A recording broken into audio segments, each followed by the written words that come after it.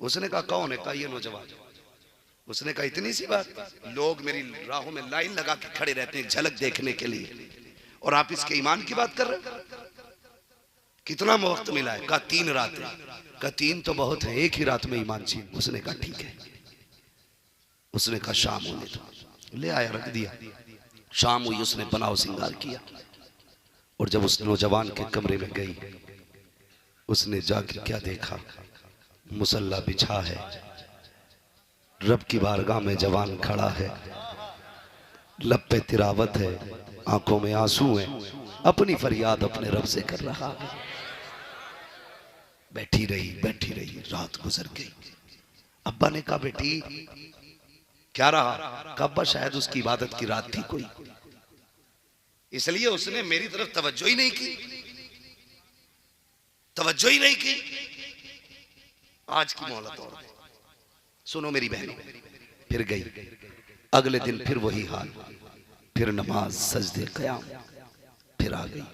आज क्या हुआ? अब्बा शायद आज भी कोई रात थी, एक रात बस, कल की रात। जब तीसरी रात आई ना, तो फिर उसके दिल में यह एहसास पैदा हो गया, ये इंसान है कि फरिश्ता है? जिस हुस्न को देखने के लिए लोगों की लाइन लगती है, ये एक नजर मुड़ के भी मुझे देखना पसंद नहीं कर रहा है।